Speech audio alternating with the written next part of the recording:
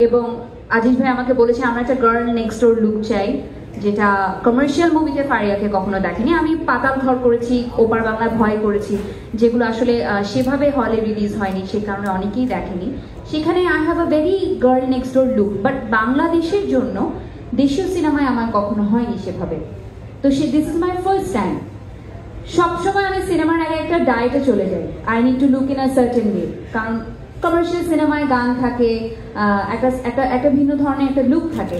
But এই প্রথম cinema আমি পেট পুরে খেয়েছি, ভাত খেয়েছি, বিরিয়ানি খেয়েছি, যখন যেটা মানে আম্মুর সকালে নাস্তায় ডিম ভাজি রুটিতে মানানি, কারণ আমার ওয়েটস নিয়ে টেনশন করতে হয়নি। I rather focus on my performance on screen. এই একটা সিনেমার ক্ষেত্রে আমার মনে হয় কোনো স্পেশাল ডায়েটে যেতে হয়নি, কোনো স্পেশাল লুক মেনটেন করতে হয়নি।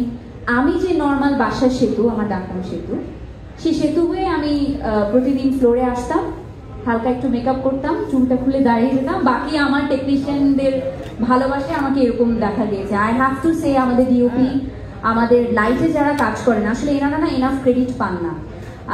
এনাদের কারণে কিন্তু আমাদের এত দেখতে সুন্দর লাগে, নাহলে তো আল্লাহ ঠিক দিয়ে পাঠিয়েছে। So I will say these are the preparation I maintain. এবং শুটিং এর সময় আমরা বলবো আমাদের একটা ভালো টিম বন্ডিং ছিল আপু, যেটা আসলে খুব কম সিনেমায় আমি পেয়েছি, যে আমরা সবাই একসাথে বসে গল্প করতাম, আড্ডা দিতাম। গল্পে আড্ডায় যে সম্পর্ক কত মধুর হয় সেটা আসলে পর্দায় দেখা যায়, কারণ ওনার সাথে কিন্তু আমার ফার্স্ট টাইম কাজ। কেমিস্ট্রিটা কিন্তু মাঝে মাঝে চোখে চোখে তাকিয়ে ভাইয়া তুমি একটু এরকম আমি একটু এরকম হয়ে যায়। এই যে মাধুর্যটা, এটা আসলে অনেকটা বন্ধুত্বের কারণে হয়েছে। So I think I hope I answered your question. Thank you so much. পিছনে বসে তাদের কি তাই তো মনে হয়।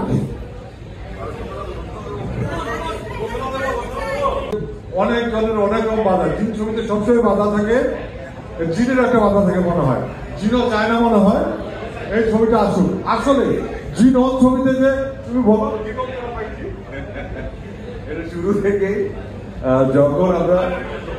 যখনই আমরা আসলে এই শুটিংটা করি, যখন জিন ওয়ানের শুটিং চলছিল এবং এখানে একটা জায়গায় জিন পুরাই করা হচ্ছিল, এবং সেখানে আমাদের একজন লাইটের মানুষ ছিলেন, একজন সিনিয়র আর্টিস্ট, এবং সুইমিং পুলের সামনে আমরা ভিতরে শুট করছিলাম মনে আছে।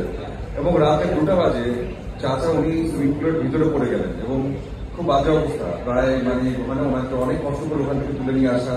আমরা একবারের জন্য বুঝতে পারিনি যে একদম পড়ে গেছে, অনেক চিৎকার চাচুমিচি করে ওনাকে নিয়ে আসা, একটা জীবন বেঁচে যাওয়া, সেখান থেকে শুরু। এবং প্রতি ধাপে ধাপে, এবং এবারও তাই, আমাদেরকে প্রতি মুহূর্তে আসলে ইনজুর হওয়া থেকে শুরু করে ভয় ভীতি, বিভিন্ন সিচুয়েশনে পড়ে যাওয়া, এই আটকে যাওয়া, ওখান থেকে আবার চালু হওয়া, শরীর খারাপ হয়ে যাওয়া, আবার সেখান থেকে চলে আসা, আজিজ ভাই স্ক্রিপ্টের মাঝখানে হঠাৎ করে থেমে যাওয়া, অনেক হঠাৎ করে একটা সিন নাজিল হওয়া, যে এই সিনটা দরকার, এটা করতে হবে, যদিও জীবন সেভাবে করে আবার আসা, মানে সব মিলিয়ে। এবং এভাবে করে যে এত সুন্দর হবে আমরা আবারও আপনাদের সামনে আসতে পারছি, এটার পিছনের কৃতিত্ব আমি বারবার বলছি আপনাদের সবার দোয়া এবং ভালোবাসা।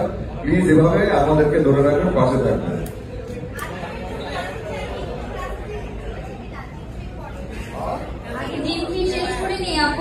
আগামী বছর পরের অ্যানাউন্সমেন্ট দিলে যে আসমার টিভিতে ইনশাআল্লাহ জিন 3 জিন 4 সাথে দিতে পারবে, কুরবানি যে কোনো একটা। আমি বলি আমার সিরিয়াল শুরু নেই বছরে, সিরিয়াল ঘোষণা দেবো না নেই, ওটা পরে দামে নেই, মনে রাখবে। এই বছরে ওই জিন 4 আসার আগে আরো 5টা ছবি আসবে। না জিন 4টা ঈদে আসবে, ঈদের মাঝখানে ছবি বানাবো না, কি বলে মেয়েটা।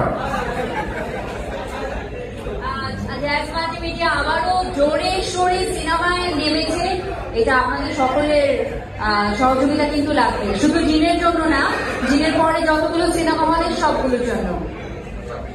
আর কুরবানিতে ইনশাআল্লাহ বড় ছবি নিয়ে আসছে, এরকম নাচে গানে ভরপুর একটা ছবি পাবেন।